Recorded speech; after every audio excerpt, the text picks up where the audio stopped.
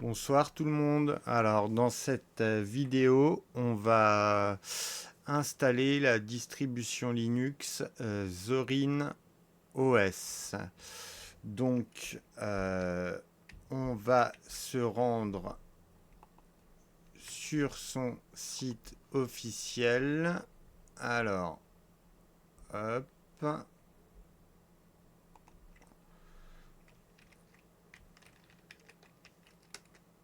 voilà. Donc alors, voilà la présentation du site officiel.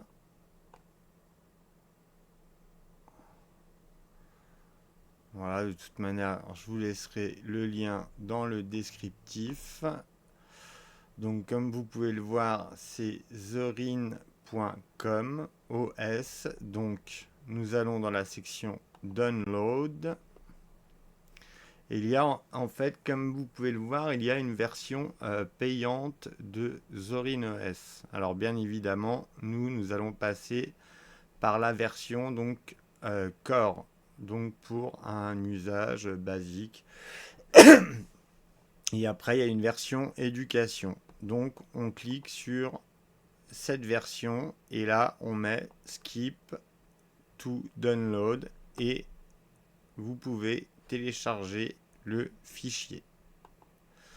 Donc voilà pour la présentation du site officiel. Donc on va passer à l'installation via VirtualBox. Alors, donc on crée une nouvelle machine virtuelle. On va choisir, alors déjà, on va modifier, voilà.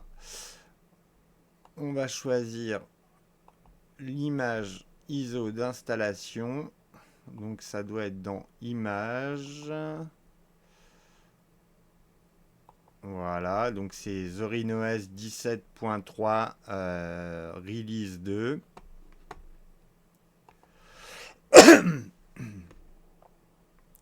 Alors, donc là, il n'y a rien à faire. En ce qui concerne la mémoire vive, on va passer à 4096. On va ajouter un cœur de CPU. Donc pour l'UEFI, on laisse, on ne met pas de EFI. Et là, nous allons passer à 62 gigas. Donc voilà, c'est terminé pour l'installation. On va quand même vérifier la configuration. Hop, ça c'est pour pouvoir faire des copier-coller de l'hôte à la machine virtuelle. Alors donc, ça c'est bon, processeur c'est bon. Donc affichage, on va augmenter un peu l'affichage, on va se mettre à 50 mégaoctets. Pour le stockage, donc le CD d'installation est bien installé, le disque dur est créé. Donc pour l'audio, c'est bon. Donc on est connecté en NAT. Bon après on pourrait très bien se connecter avec l'interface VBox net.0 pour avoir accès par exemple à un terminal, mais bon là c'est pas vraiment nécessaire. Donc port série, ben, on les laisse désactiver et visiblement USB c'est activé, donc du coup on est bon. Alors donc on peut lancer la machine virtuelle et là donc on tape sur démarrer.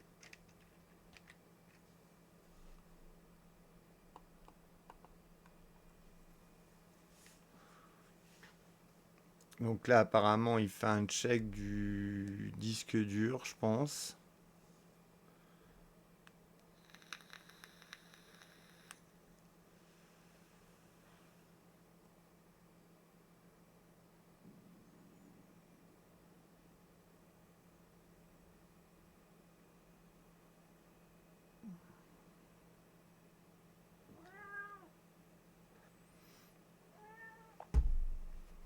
Alors, donc,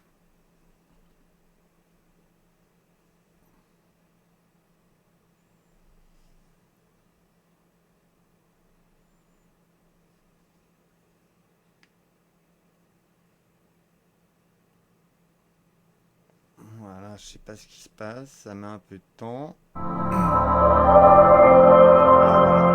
Donc, on va sélectionner le français et on va mettre directement installer Zorin OS. Donc, French, c'est bon. Donc, on peut cliquer sur continuer, donc télécharger les mises à jour pendant l'installation de Zorin OS, oui. Installer un logiciel tiers pour le matériel graphique et Wi-Fi, donc oui également. Ne pas participer, ouais, étant donné que c'est une distribution qui est également commerciale, on ne va pas participer au recensement. Donc on clique sur continuer.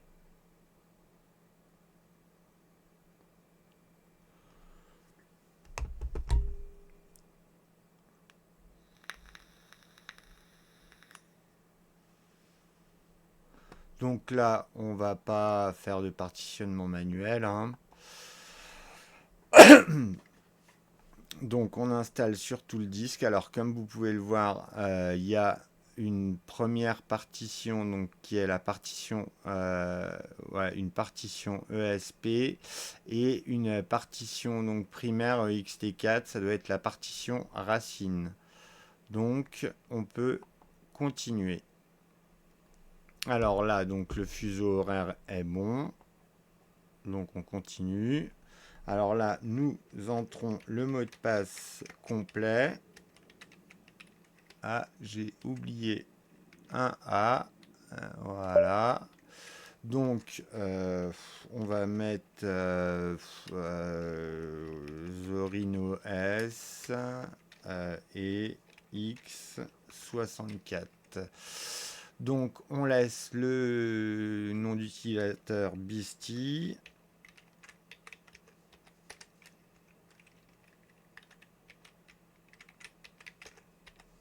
Voilà pour le mot de passe. Donc demander mon mot de passe pour l'ouverture d'une session, on laisse ça cocher. Et là, l'installation commence, donc je peux mettre la vidéo en pause. Alors, donc l'installation c'est terminé. Donc on peut cliquer sur redémarrer.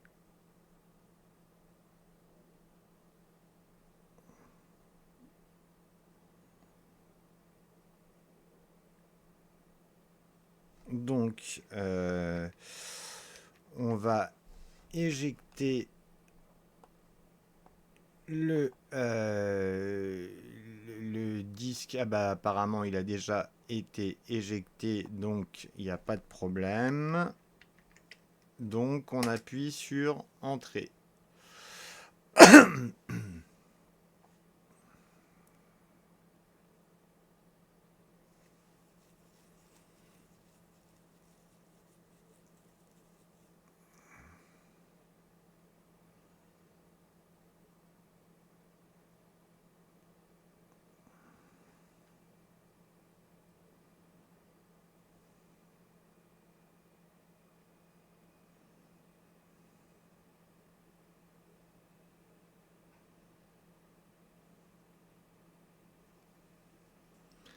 Alors donc on va commencer.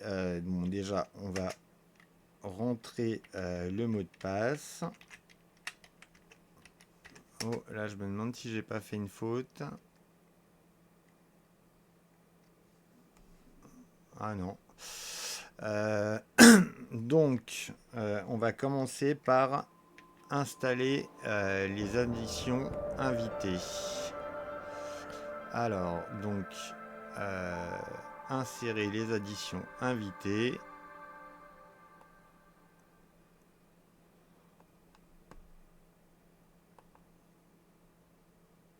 Donc, elles sont insérées. Voilà, ok.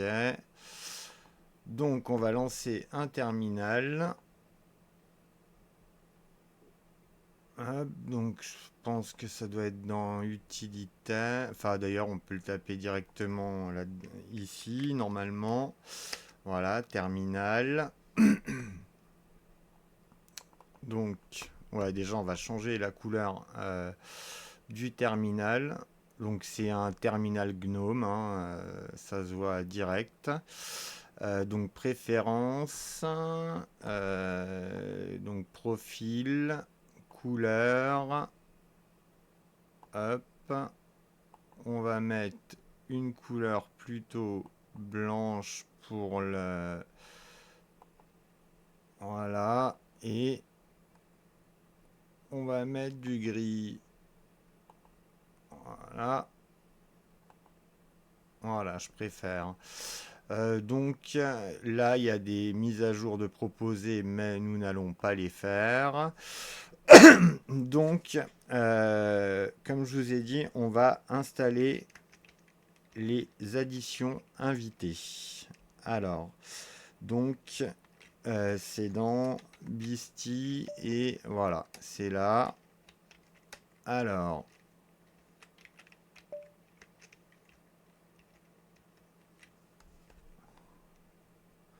donc, voilà, c'est celle-ci.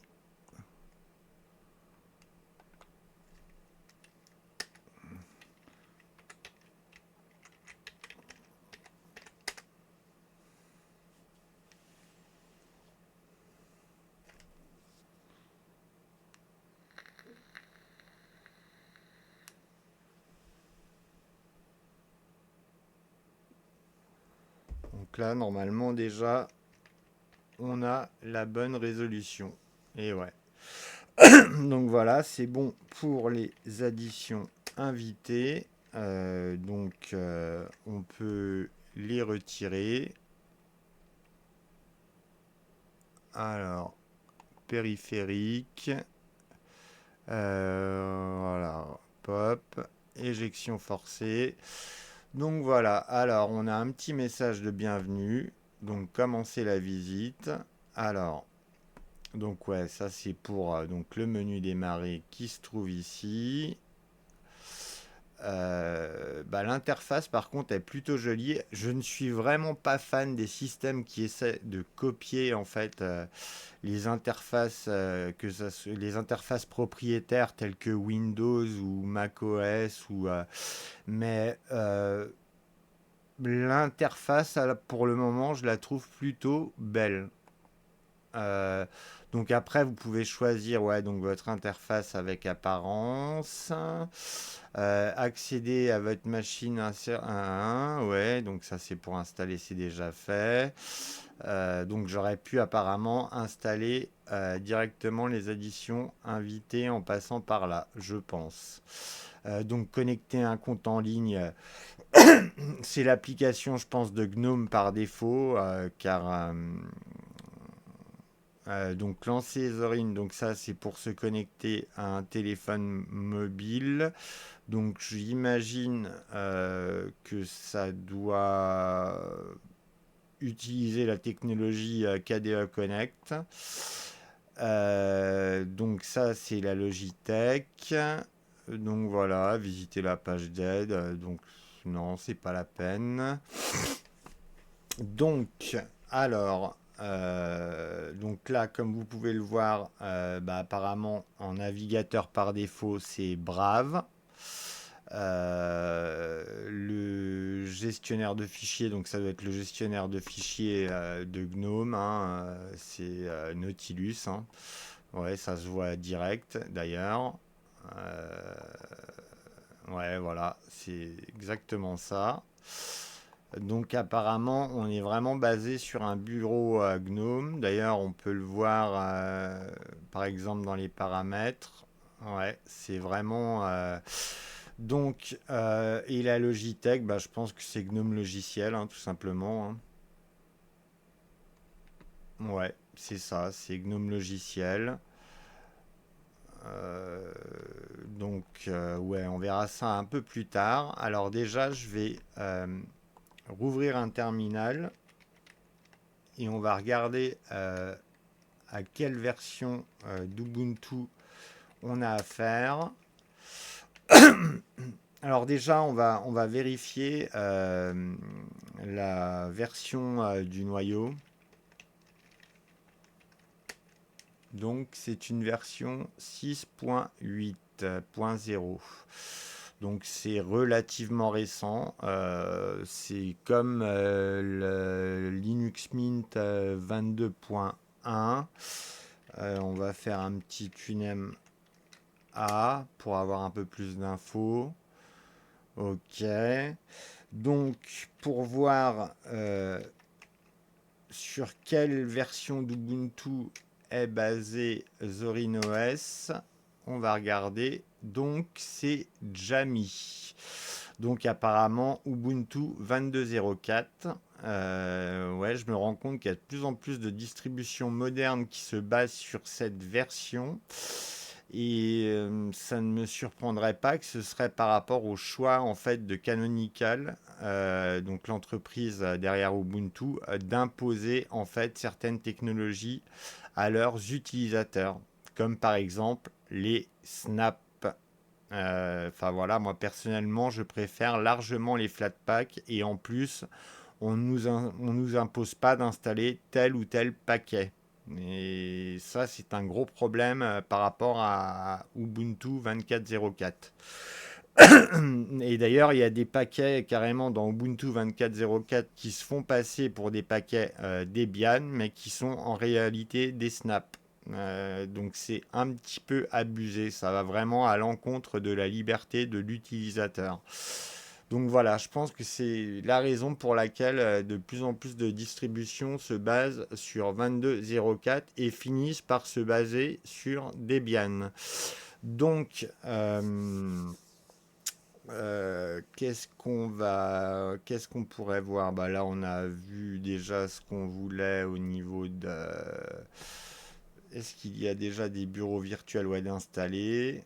Donc ouais. Donc on va lancer Brave. Donc Brave, c'est un navigateur en fait basé sur Chromium qui a son propre bloqueur de pub, qui a. Attendez, hop, ouais, peu importe.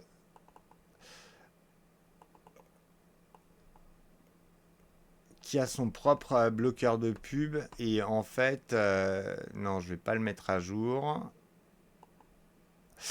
Et en fait qui permet en fait alors donc une navigation privée normale ou une navigation privée avec Tor.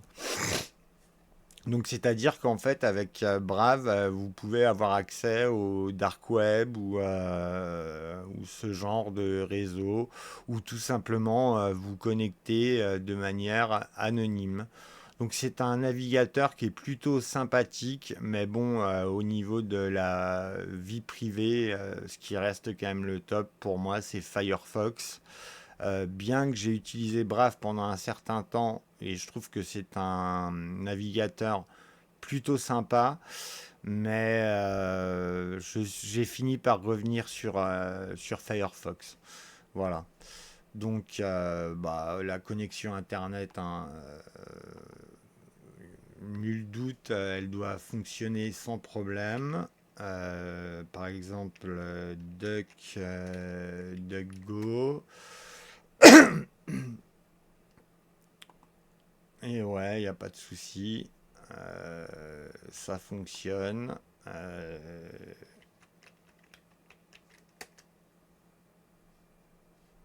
Voilà, Zorin OS. Donc pas de problème.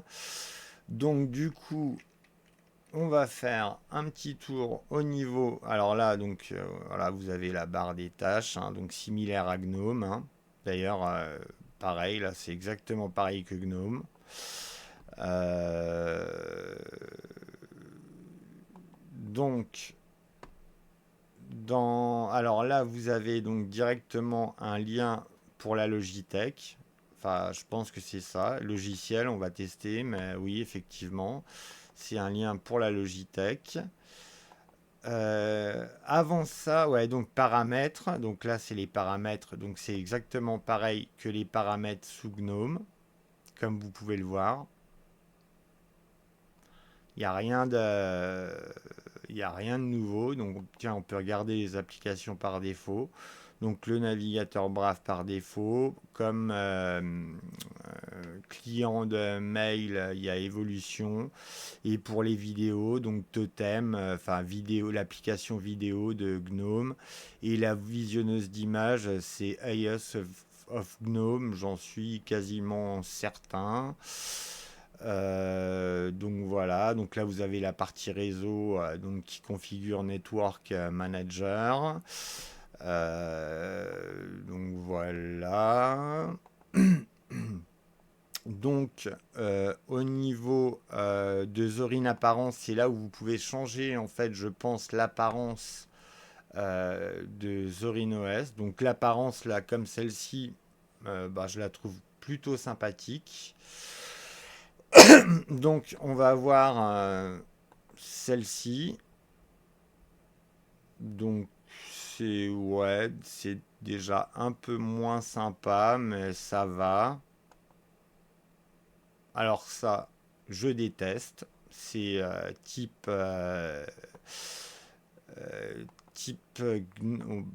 ça c'est plutôt pas mal, mais c'est type bah en gros type Windows 11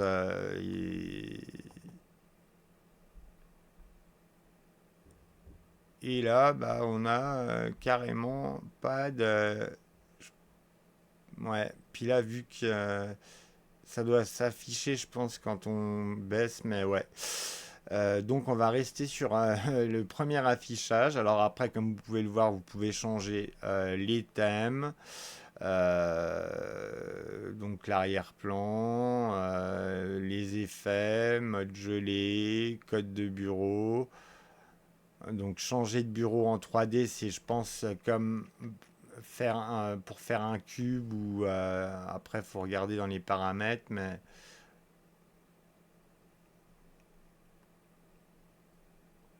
enfin bon, c'est pas très important, ça c'est esthétique, hein, euh,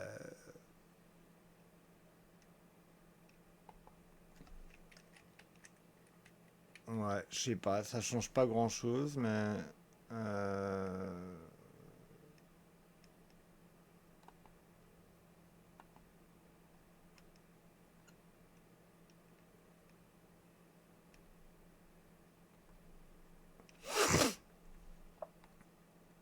ouais, je vois pas trop la différence avec le cube de bureau. Enfin, en tout cas, j'ai pas réussi à le mettre en place. Donc, ça, apparence de Zorin, bah, c'est si vous voulez, je pense, afficher dossier personnel au niveau du bureau. On va voir. Eh oui, c'est ça, ouais, dossier, corbeille, enfin voilà, tout le reste. Fenêtre.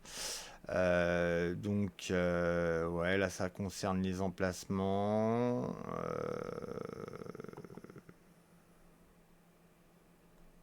Voilà, police. Ouais, donc c'est un peu l'équivalent d'ajustement du programme ajustement GNOME Tweak sous GNOME. Donc voilà, on a vu pour l'apparence. Donc comme vous pouvez le voir là, vous avez un lien par rapport à tous vos dossiers, donc bureau, documents, téléchargement, musique, images, vidéo. Donc ça lancera directement votre gestionnaire de fichiers, donc qui est Nautilus, hein, dans le répertoire sélectionné. Alors maintenant, concernant les applications, donc on a le gestionnaire de fichiers, donc Nautilus, donc l'horloge qui est l'horloge GNOME. Météo, bah, c'est l'application météo de GNOME, hein, c'est quasiment sûr. On va regarder l'horloge, mais voilà, ouais, donc c'est des applications GNOME. Donc pour météo, ce sera pareil. L'éditeur de texte, c'est Gedit, c'est quasiment sûr. Voilà. Donc ouais, hein, je pense qu'on va pas avoir besoin faire de faire toutes les applications une à une, hein. Donc là, on a tout fait pour le côté accessoire. Donc agenda, bah, c'est l'organiseur du client mail évolution. Contact, bah, c'est pour entrer tous vos contacts, tous les contacts de votre répertoire pour le mettre les numéros de téléphone, les adresses mail, etc. Donc évolution pour la messagerie et donc on a la suite LibreOffice, donc Calc qui correspond à Excel, Draw pour le dessin vectoriel, Impress, PowerPoint et Writer pour le traitement de texte, donc du classique. Donc au niveau d'infographie, on a donc toujours LibreOffice Draw. Donc voilà, je vous ai déjà expliqué ce que c'était. Niveau photo, donc bah, je pense que c'est un organiseur de photos, ouais c'est ça, accéder pour organiser aux photos. Et là, visionneuse d'images, bah, c'est à coup sûr le, la visionneuse d'images pour le gestionnaire de fichiers Nautilus. On va vérifier, mais je pense ne pas me tromper. Ouais, voilà, c'est la visionneuse d'images de Gnome. Donc voilà. Euh, Alors ça, d'accord, c'est pour afficher les différents bureaux. Donc, on en était où? Bureautique, on a tout vu. Infographie, pareil. Donc, Internet. Donc, dans Internet, alors vous avez donc à la place de Firefox le navigateur web Brave qui est relativement complet, mais j'ai remarqué qu'il y avait quelques bugs.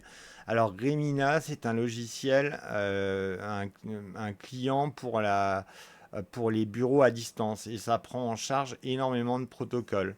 Alors là, après, par défaut, il y a peut-être quelques protocoles de prise en charge. Donc RDP, c'est pour prendre à distance, par exemple, se connecter à un poste Windows. Et donc vous avez VNC, SSH, mais Remina dispose de bien plus de modules. Donc vous pouvez installer des modules supplémentaires tout simplement en tapant sudo apt install re, je crois que ça prend 2M, Remina.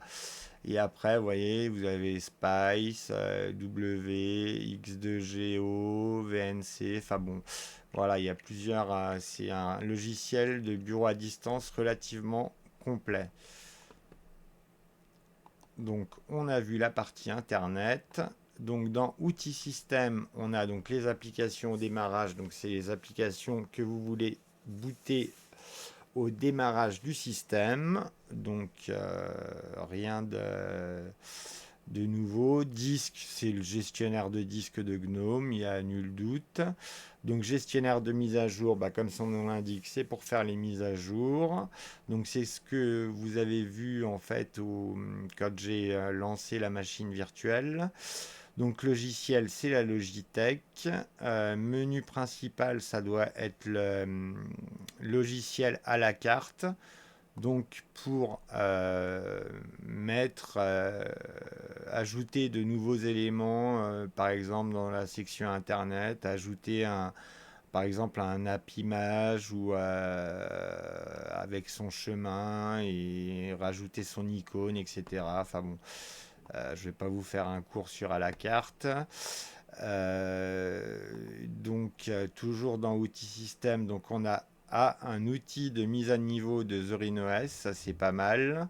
Donc les paramètres, on a déjà vu. Statistique de l'alimentation, bah, c'est pour tout ce qui est la gestion de l'alimentation, donc que ça soit l'écran, ça doit être similaire à ce qu'on retrouve sur Gnome, hein. Ouais, adaptateur secteur. Ouais, donc là, vu qu'on est sur adaptateur secteur, détail. Ouais, c'est juste des statistiques en fait. C'est même pas pour gérer. Euh, c'est même pas un gestionnaire en fait d'alimentation, parce qu'en fait on le retrouve dans les paramètres de Gnome. Donc voilà. Euh, visite. Alors ça, je ne sais pas ce que c'est. Euh, et vu que ça n'affiche pas les applications. Ah bah oui, c'est le message de bienvenue. Donc ok, pas de souci. Euh, et donc, alors Windows App Support, je pense que c'est une application liée au logiciel Wine pour émuler l'ABI Windows ABI. Euh, donc Zoom apparence, on a déjà vu, c'est ici, c'est ce qu'il y a ici. Ethernet Connect, donc c'est pour connecter son smartphone à Gnome. Donc ça ne m'étonnerait pas que ça utilise l'extension GS Connect euh, de, de Gnome. Donc pour en avoir le cœur net, on va regarder. Et ouais, effectivement, c'est GS Connect. Bon, après, ils ont renommé ça Zorin Connect, mais c'est GS Connect. Je reconnais l'application. Donc, en fait, c'est pas une application maison, hein. Euh, donc, ça, alors, on va regarder.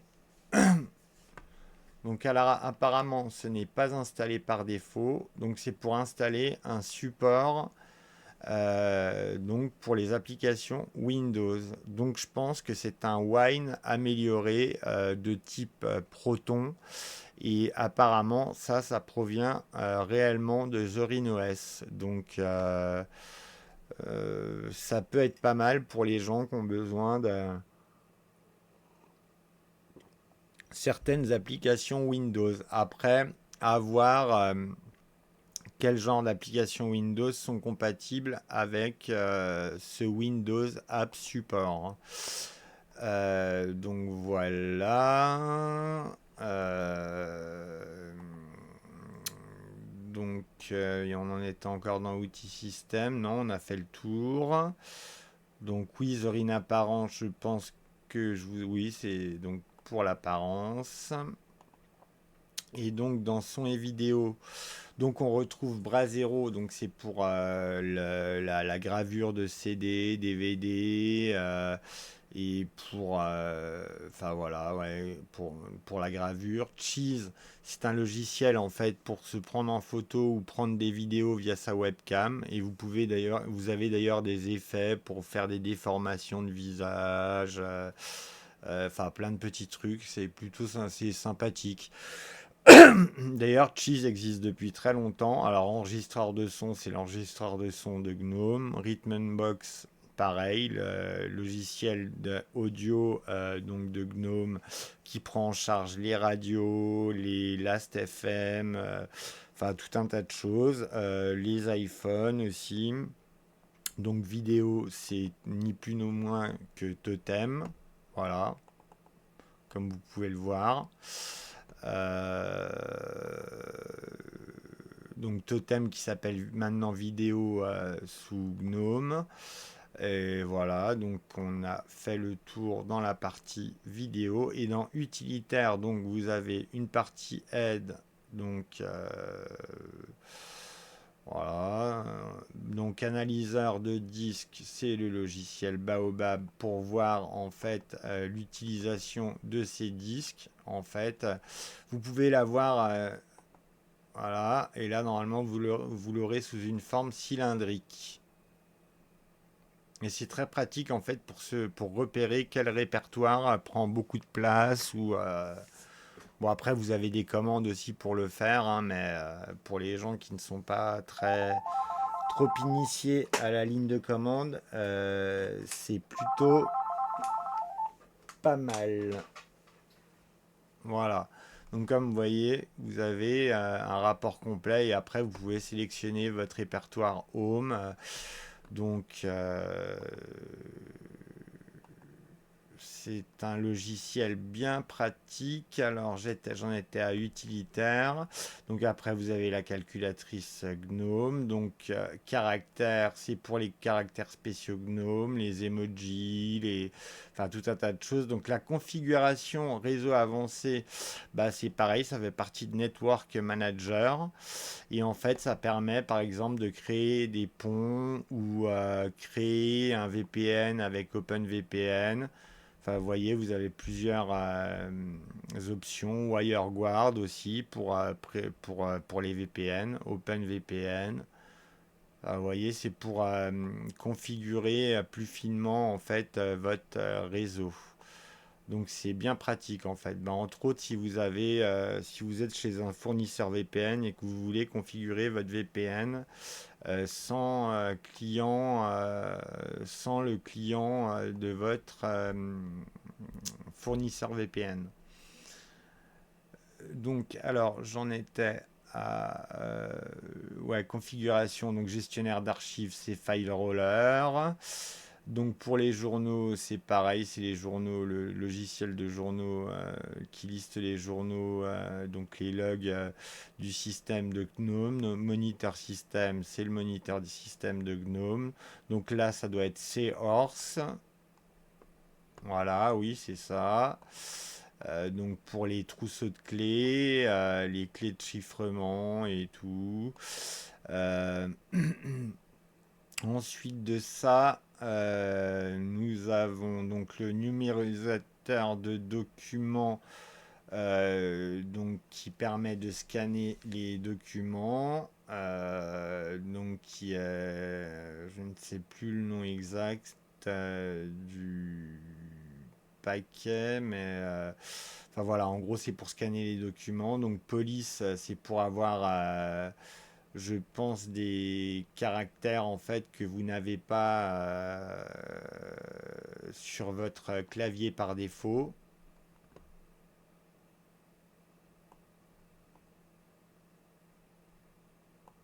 Ouais, ça répond pas. Ouais, bon, on va pas hein, forcer la chose, hein. De toute façon, c'est un logiciel courant. Donc, sauvegarde, je ne sais pas ce que ça utilise comme gestionnaire, donc ça ne m'étonnerait pas que ça soit déjà DUP. Ouais, c'est déjà DUP. Voilà, donc qui utilise Duplicity et AirSync, il me semble, en arrière-plan. Et sinon, donc vous avez le terminal GNOME et enfin la visionneuse de documents donc, qui permet de visionner entre autres les PDF, fichiers PostScript et voilà. Donc bah, on a fait le tour. Donc ça c'est pour verrouiller votre écran, pour redémarrer, pour éteindre la machine, fermer la session. Et donc pour installer un logiciel, hein, bah, c'est tout simple, hein. Vous allez là et vous cliquez par exemple, vous faites une recherche Firefox.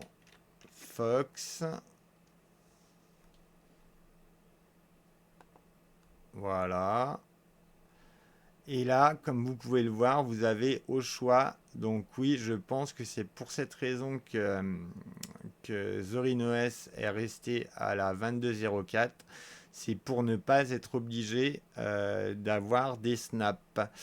Donc, soit vous l'installez par Flatpak ou par paquet apt. Donc, on va choisir la méthode apt qui est déjà bien plus rapide et tant qu'à faire, enfin moi je sais qu'en général j'essaye d'installer le plus d'applications par ce biais.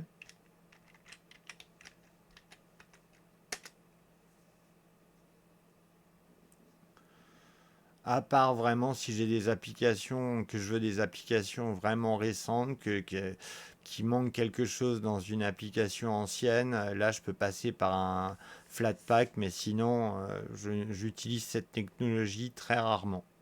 Bon après c'est personnel, hein, mais Mais bon, en tout cas, c'est très bien parce que ça vous permet de rester sur une base solide tout en pouvant installer des logiciels dernier cri. Donc voilà, comme vous pouvez le voir, vous avez le bouton une install pour désinstaller le programme.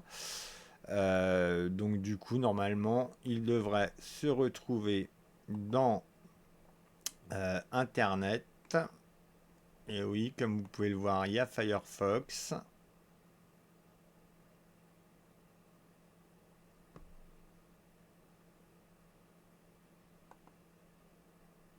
Donc voilà, il se lance sans souci. Et il est francisé, donc pas de problème. Donc pour tout ce qui concerne les commandes, c'est les mêmes commandes que pour installer en ligne de commande, c'est les mêmes commandes que sous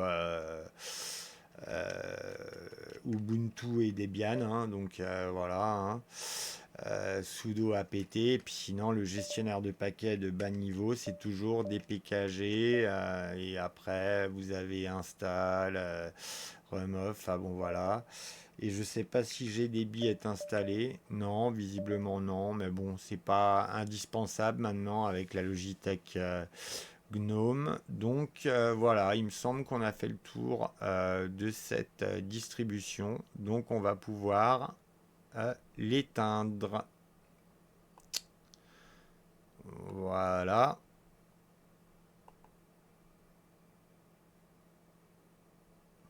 Donc alors, en conclusion, le bureau est plutôt joli, les applications sont plutôt bien intégrées, mais bon, après, au niveau des applications, c'est du quasiment du, allez, 99% Gnome. Voilà. Donc voilà, sur ce, je vous souhaite une bonne soirée et vous dis à très bientôt. Au revoir les amis.